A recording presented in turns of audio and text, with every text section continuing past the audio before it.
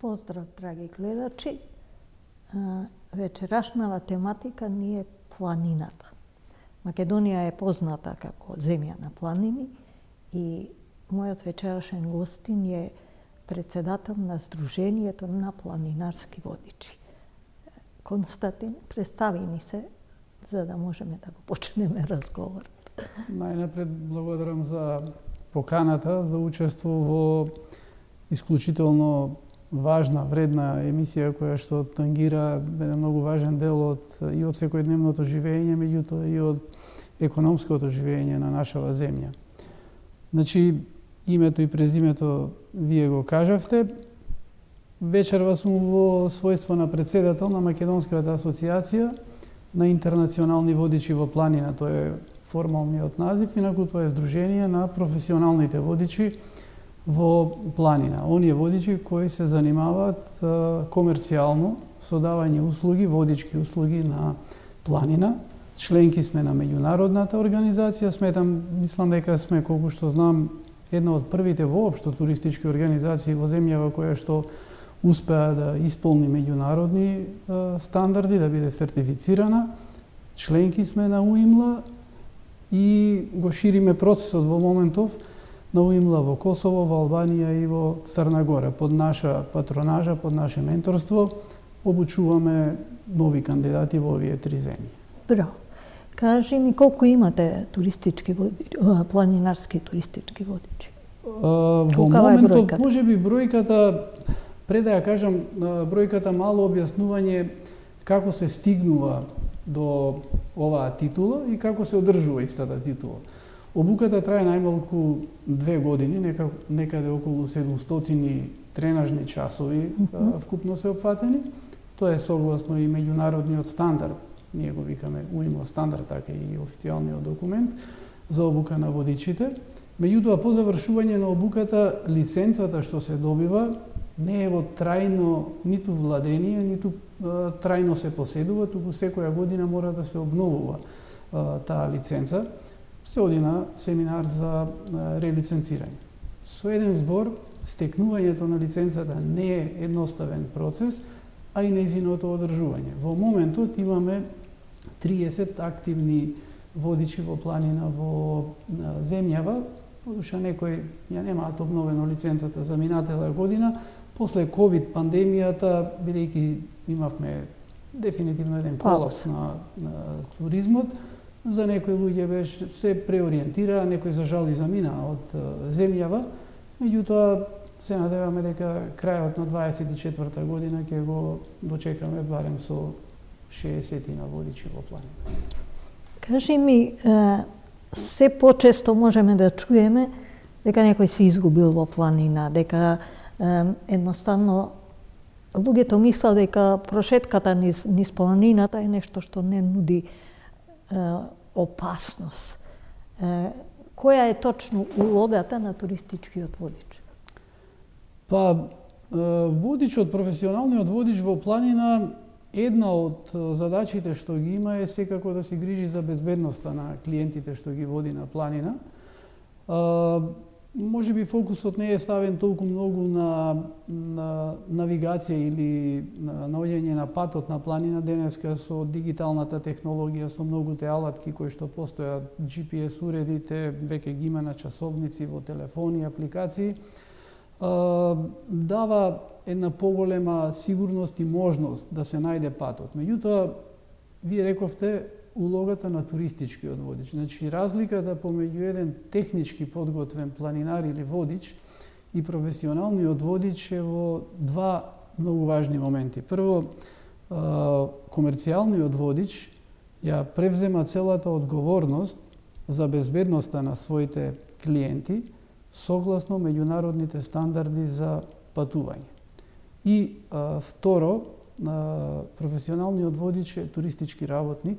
Значи, не само што треба да има експертско познавање на планината, туку треба да биде и аниматор, и интерпретатор. Треба да знае да објасни за планината, минимално нешто да знае и за биодиверзитетот, за културно-историското наследство, тоа не значи дека влегуваме во доменот на специјализираните туристички водичи. Информативно. Меѓутоа, да, информативно и мора да знаеме да ја менаџираме групата, бидејќи водиме во планина и во фини услови, кога има сонце, кога се пријатни температурите, меѓутоа и кога има некогаш и лоши временски прилики, кога способноста за менеджмент на групата не се однесува само на доживување на квалитетен производ и задоволство од услугата, туку станува збори за безбедност на клиентите. Од моје искуство дека работев како советник во Јасен, знам дека луѓето несериозно го сваќаат пешачењето дали е тоа по стаза или по планина, едноставно не сваќаат. Јас многу често имав проблем со пушачи кои ќе дојдат во чист воздух, едноставно имаат проблем со своето здравје. Не се свесни дека не може наеднаш да се одлучиш од оваа средина во една од позагадените градови во кои живееме, да отидеш во планина и дека не можеш да не очекуваш дека твоето тело нема да реагира. Колку тоа предзнаење за такво движење во планина е кај луѓето, кај туристите кои доаѓаат на некој начин свесност за тоа? Па ние работиме главно со странски туристи и нивото на свесност и култура варира во голема мерка од дестинацијата, од земјата од која што доаѓаат. Кога доаѓаат туристи од планински земји или земји со планинска култура, тогаш постои едно високо ниво на разбирање за тоа што е потребно за да се движат на планина и каков пристап да имаат. И најчесто тие ги следат доследно инструкциите што ги добиваат од водичите или од туроператорот уште во подготовката на патувањето, пред да дојдат овдека кај нас во нашава дестинација. Сега кога зборуваме за нашите луѓе, од нашава земја, а слична е ситуацијата и во околните земји, со нив имаме повеќе искуство како со колеги или луѓе што ќе ги сретнеме на планина и помало искуство давајќи комерцијални услуги, најчесто кога се некакви тимбилдинзи или обуки кога сме ангажирани од некоја компанија. Мислам дека проблемот на недоволното познавање настанува или подценување како резултат на тоа што имаме еден вакуум временски, ментален помеѓу она што го имаме како традиција на илјадници години живење на планина, ова население на овие простори каде што повеќе од 70% од територијата се планини, со илјадници години знае да живее на планината, да ја почитува планината, да содействува со планината.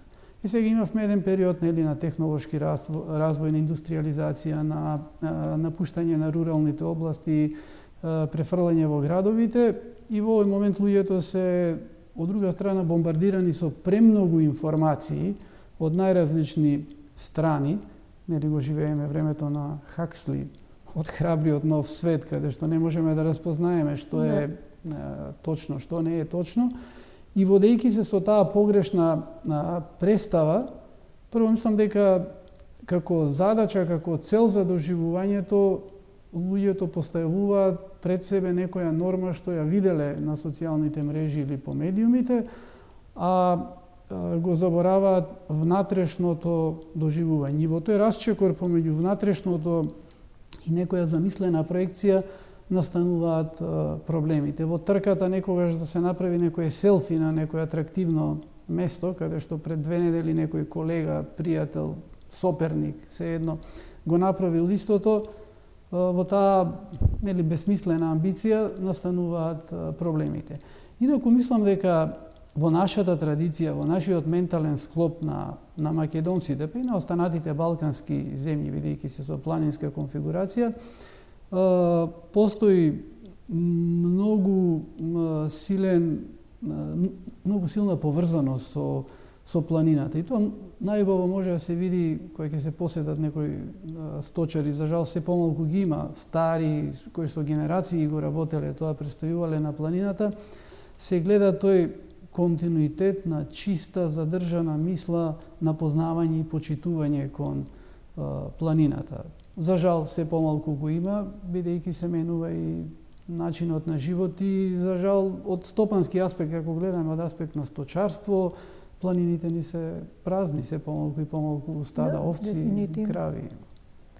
Ти си од многу, јас те познавам од многу млади години, планинар. Како се појави таа твоја желба да ја освојуваш планината?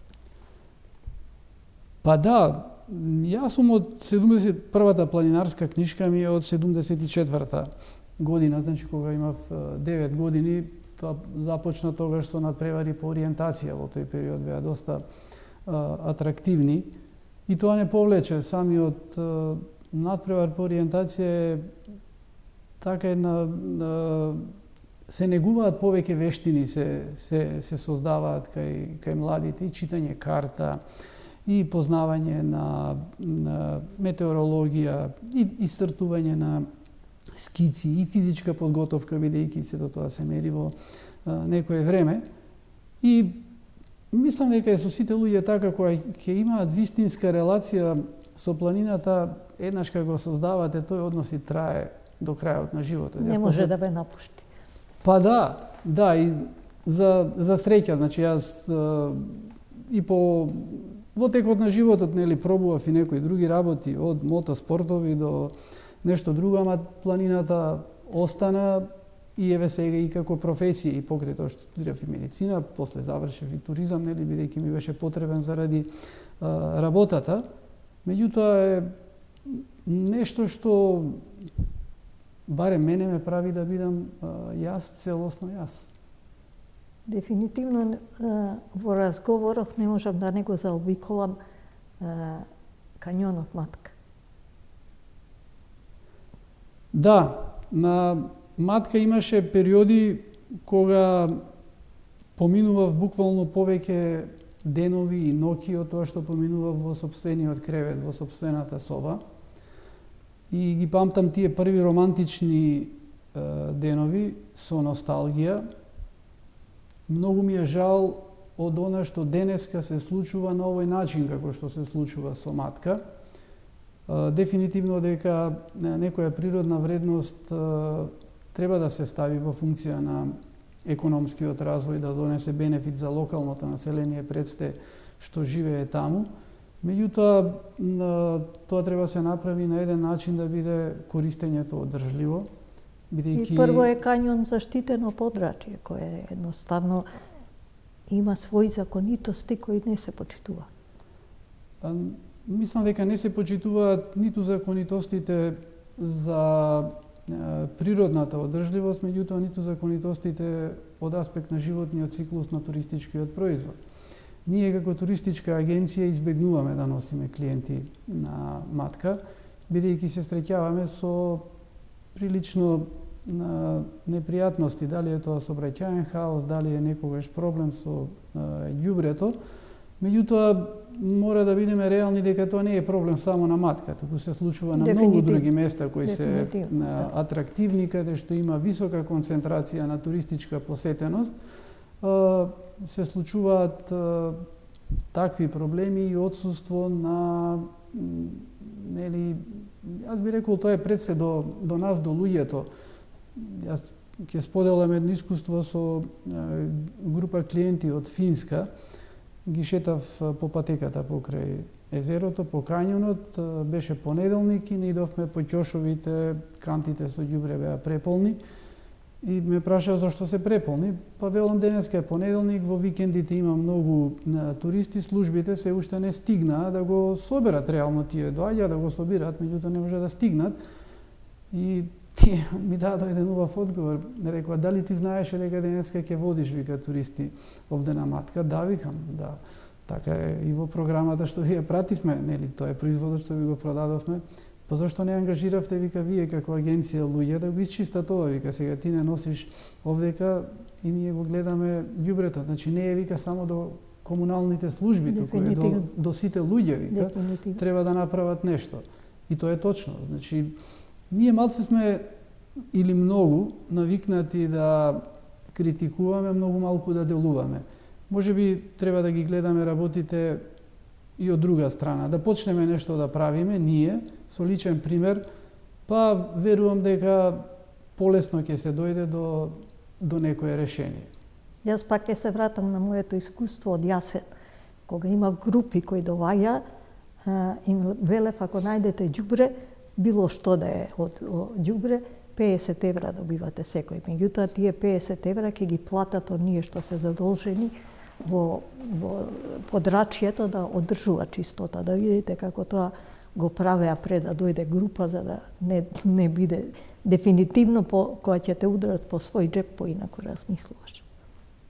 Тоа се примерите од туристички развиените дестинации кои што ги пребродиле искушенијата за да направат одржлив туризам. Не треба да одиме многу далеку за да научиме. Значи Словенија е тука. Дефинитивно. Можеме да отидеме, најчистата земја во светот, прогласена нели официјално. Имаме многу конекции во многу различни сфери на живењето и многу лесно можеме да го трансферираме нивното искуство и знаење кај нас. Сега веројатно фалат и одредени можеби системски подкрепи за сето тоа може да се имплементира, меѓутоа велам дека сите ние сме актери, чинители, секој помалку ако направи, промените ќе се случат. Дефинитивно. Ти имаш и туристичка агенција, така ми кажа пред разговоров. Кажи ми како те наоѓаат туристите и колку се тие задоволни од таа посета што ќе ја направат во Македонија по планини? Па, посетеноста или... И кој вид на луѓе доаѓаат, од кои земји и колку ја знаат Македонија? Од пред да дојдат? Да. Нашиот пазарен сегмент можеби не е најтипичен за една туристичка агенција од Македонија која што се занимава па не сме типични па ниту за овие што работат авантуристички или планински туризам. Сепак треба да се земе во предвид дека јас сум повеќе од 35 години професионално во планинарските спортови. Во текот на овие години сум создал професионални и приватни релации со луѓе од речиси целиот свет. Дел од нив работат планински туризам и најголемиот дел од клиентите доаѓаат преку тие лични контакти или препорака од уста на уста. Еден дел секако доаѓаат преку веб страна, преку некоја промоција што ја правиме или одредени B2B средби што повремено ги правиме во некои таргетирани дестинации каде што сметаме дека сакаме да имаме клиентела. Не се бориме за големи туроператори и мојот став е дека воопшто не ни требаат големи туроператори, туку напротив ни требаат мали со кои што можеме да градиме одржлив туризам. Од каде доаѓаат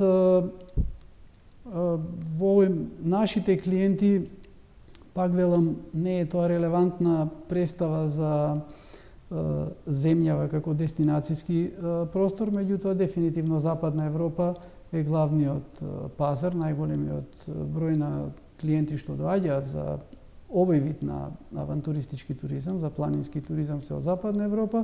Во последниве години имаме пораст на посетеност од источноевропските земји, најмногу од Полска, Словачка, Чешка, меѓутоа Словачка, Чешка, па и Полска се главно туристи кои што доаѓаат со само организирано патување, self-guided тури.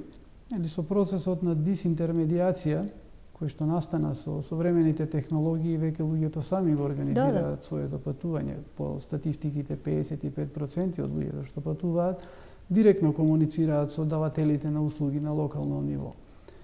И стеа третото прашање ваше беше колку тие ја познаваат Македонија.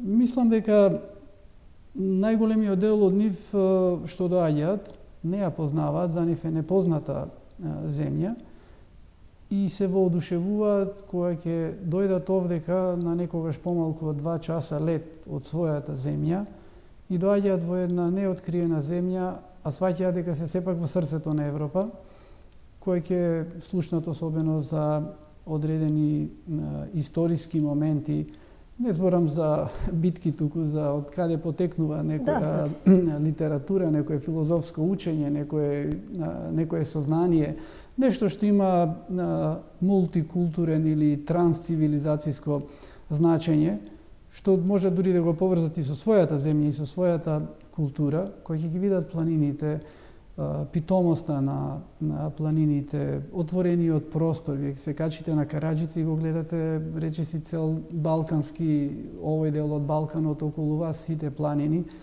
Патеките се главно меки, не е се едно да се пешача 10 км по карпеста подлога и 10 км по мека подлога, зеленило, многу вода, пријатни луѓе. Диверзитет кој е богат, кој е единствен. Апсолутно, да, значи мечки ќе видиме, животни, љубезни луѓе, апсолутно во секое населено место луѓето се пријателски расположени кон туристите, превоодушевени се, но за жал многу малку сме застапени на светскиот пазар, меѓутоа и тоа е процес кој бара работа, не може да се случи така само од себе. Кажи ми колку трае една туристичка тура кај вас? Денови, часови, во зависност од тоа каде се оди и какви се вашите понуди?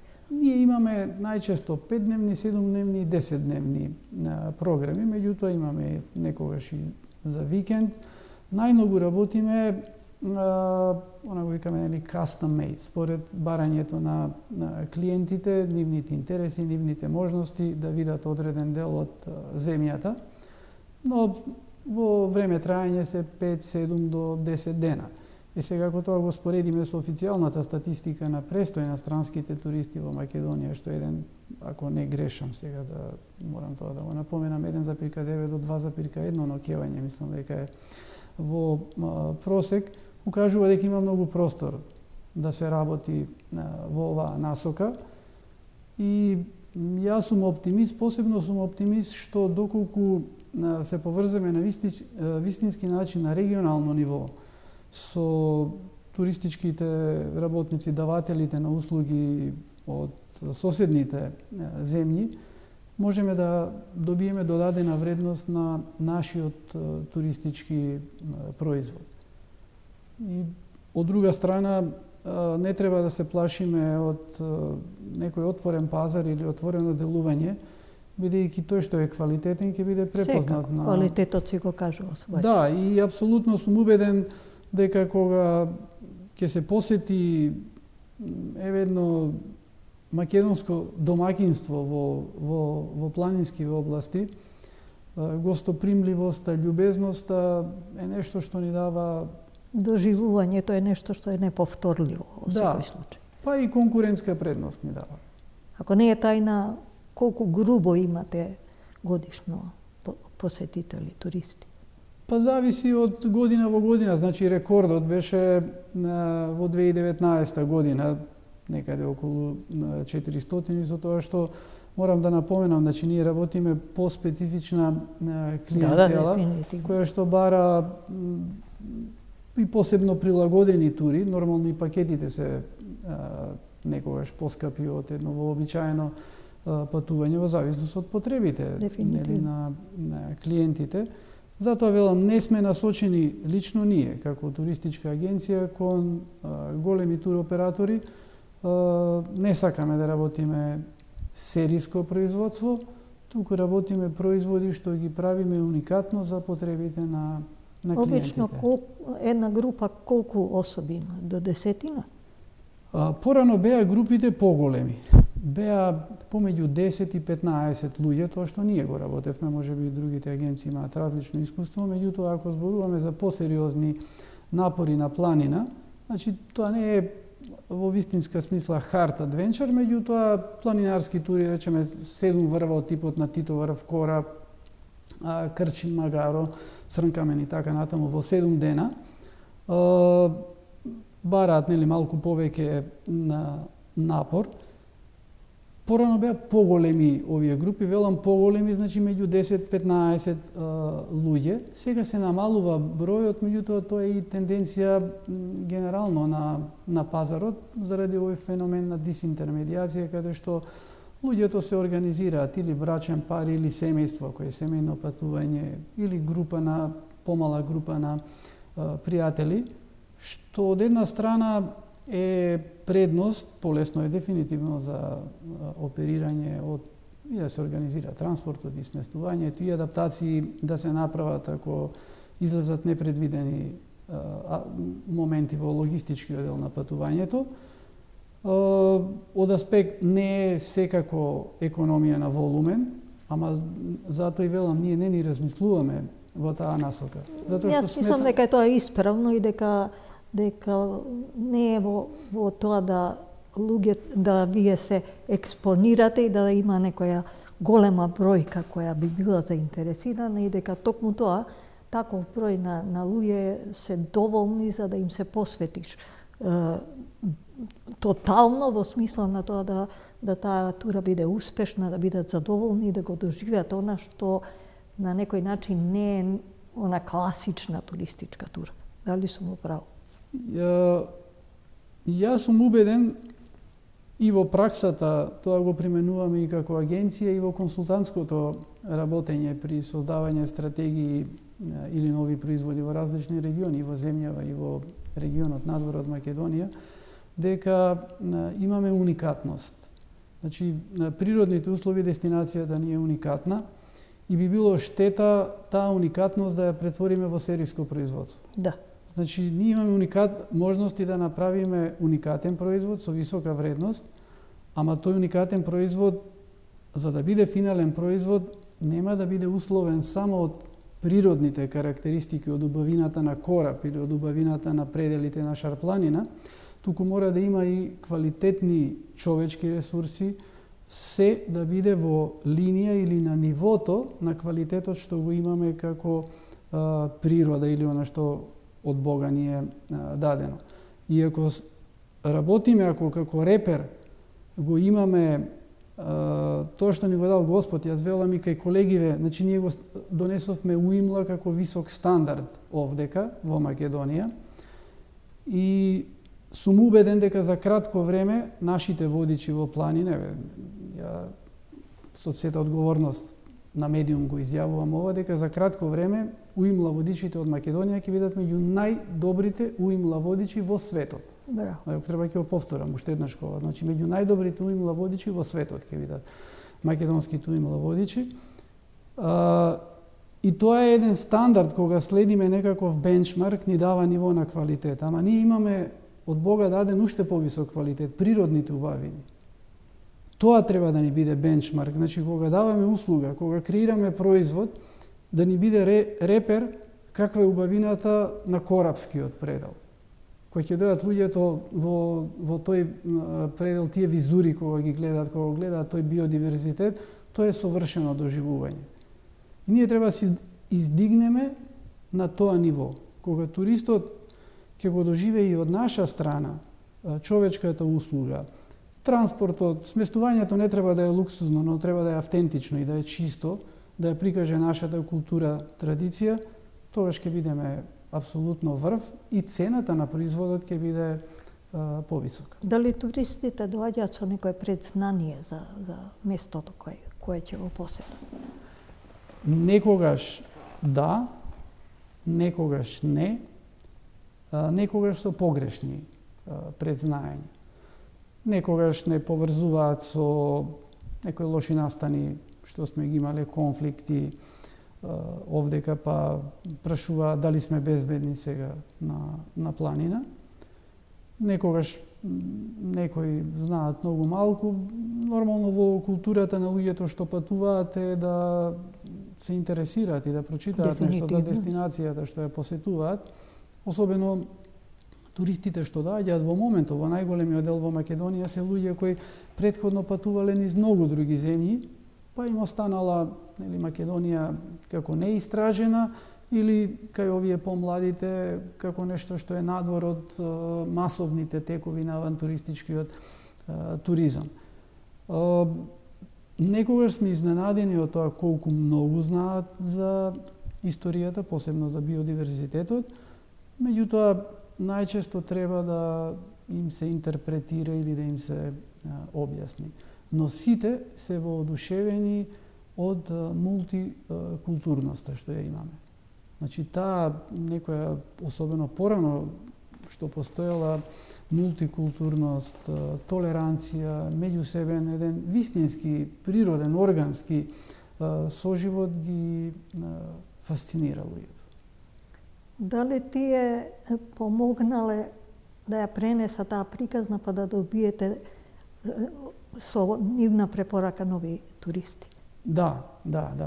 Јас си кажав, кај нас се најголемиот дел, можеби 50% од туристите што доаѓаат се туристи што доаѓаат заради препорака, а еден сериозен процент имаме туристи што доаѓаат по трет пат. Браво. И тоа луѓе што претходно никогаш не им се случило, значи имаме луѓе, клиенти на 70 годишна возраст кои патуваат веќе 50 години и никогаш не им се случило да отидат два пати во иста дестинација, доаѓаат по трет пат овде во Македонија. Дали ви кажале некои своји доживувања тука и ги споредуваат со местата на кои биле и какви се тие варијанти на доживувањето во смисла на тоа дека, да речеме, во европски земји е некоја класична тура која помалце или повеќе е позната, овдека доаѓаат во нешто непознато, од искуство знам дека се враќаат со многу доживување кое прво не го очекувале, а второ дека е уникатно. Па, знаете, ќе ви кажам, еве, ќе се обидам да интерпретирам изјава на една клиентка, кога се симнувавме од... Сега не сакам да потенцирам ни локација, да не бидам погрешно сватен. Значи, влегуваме во село и ги гледаме селаните во горните зони над селото, се занимаваат со тоа ситно земјоделие што постои во пониските делови од планината, во таа облека што нели си ја има, некогаш некој магаре врзено тука покрај, и некој ќе не покани да седнеме да се напиеме кафе, чашка ракија, едноставно со негова душа како што знаа да. Да. И они велат, ова е, вика, највредното живо културно наследство што вие го имате е ова овдека. Се овие луѓе што ги сретнавме, веројатно не размислуваат дека тие се репрезенти на живото и највредно културно наследство. Ако направам споредба, пак нема да именувам со една алпска земја, значи таму во планинарскиот дом кој ќе дојдеме, жената што работи позади шанки облечена во традиционална носија, ама не зашто секој ден така се облекува, туку заради нас туристите е облечена да така за да изгледа и атрактивно. Ама ние гледаме дека е тоа извештачено. А овдека со овие луѓе кои ќе седнеме покрај нив со нели рацете извалкани од работа и кои ќе не послужат нели со чиста душа со тоа што го имаат, тоа е нешто сосема друго. И тогаш гледаме дека одиме длабоко во локалната култура. И тоа е и според стандардите за меѓународните стандарди за авантуристички туризам, еден од главните мотиви на оваа категорија на туристи е што подлабоко да се нурнат во локалната култура. Ние ја имаме премногу. За жал, нели опустуваат селата, меѓутоа туризмот е еден од начините да останат луѓето таму и да имаат убав живот. И за среќа имаме добри примери каде што и млади луѓе развиваат предприемништво во туризмот, во руралниот, во планинскиот туризам и се задоволни од тоа што го работат и не размислуваат да ја напуштат земјава. Дали им правите обуки или разговори или можности на такви рурални подрачја кај што може да дојдете со туристи, да едноставно се прилагодат или сватат дека примање на туристи како гости, како нешто што значи бизнис, може да им биде од начин на живот кој може да им го подобри живењето во тие простори. Да, апсолутно. Имаме правило дека пред да ги однесеме туристите на било која точка, независно дали е бачило на минување, претходно треба да поразговараме со луѓето што работат, живеат, го одржуваат тоа место. Не секогаш тој разговор е класична обука, меѓутоа треба прворедот е таков да ги запознаеме дека ќе дојдеме со туристи и дека тоа го правиме во комерцијални цели и дека сакаме и ним да им платиме да имат бенефит од тоа. Да, најчесто на почетокот луѓето одбиваат да земат пари затоа што ќе седне некој турист да ги посети.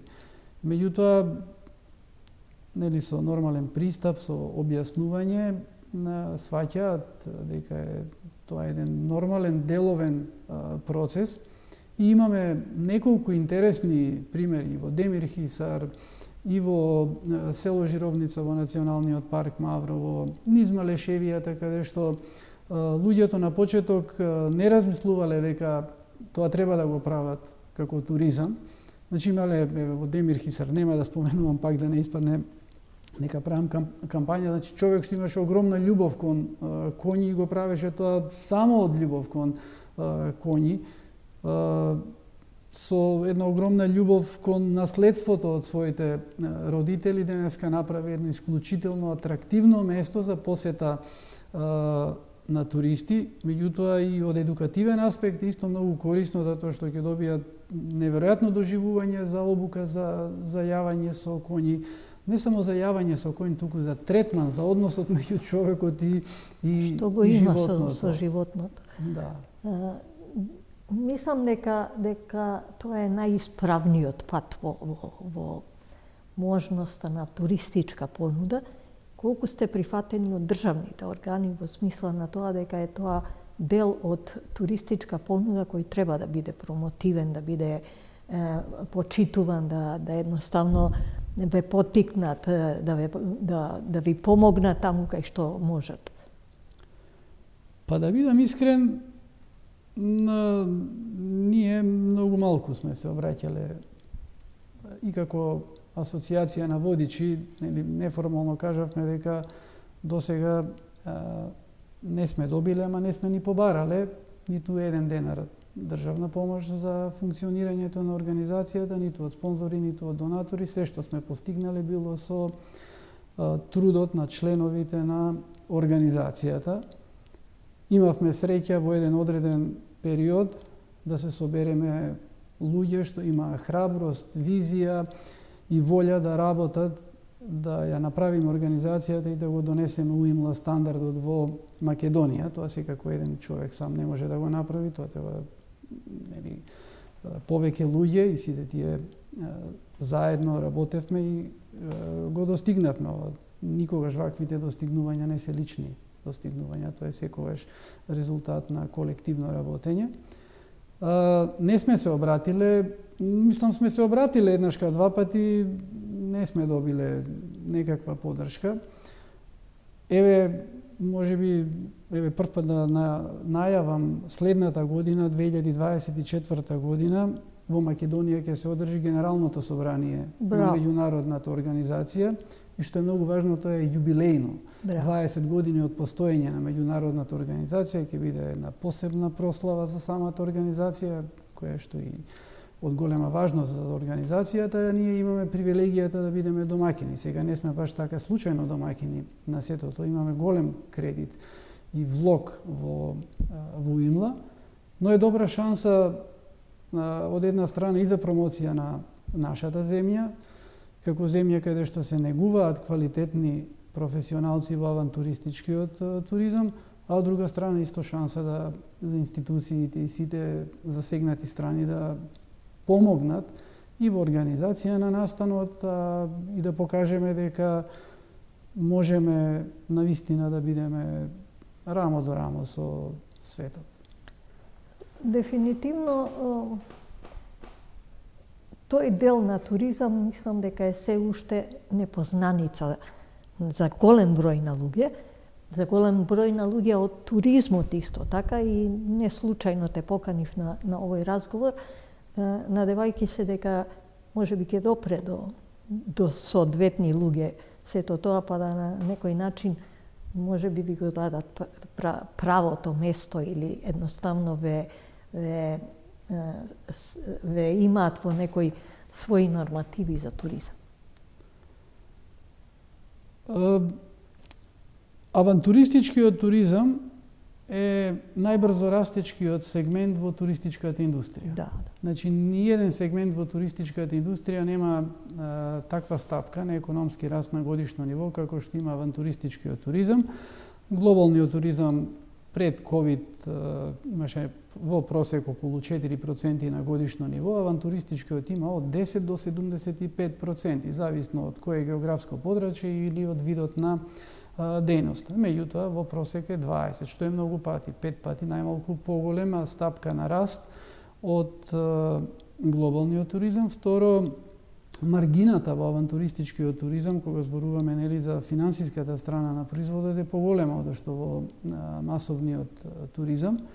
И трето, конкурентската предност што може Македонија да ја оствари со многу мали инвестиции е многу подобра во однос на тоа кога би се тркале со некакви глобални туристички производи каде што се потребни големи инвестиции, големи кампањи. Јас ќе го споменам производот High Scardus Trail. Тоа е една транснационална long distance hiking trail што ја викаме, што минува низ Македонија, Косово и Албанија. Јас сум прилично горд на тој производ, бидејќи јас, Јован Божиновски, Нехари Дриза, еден покоен колега од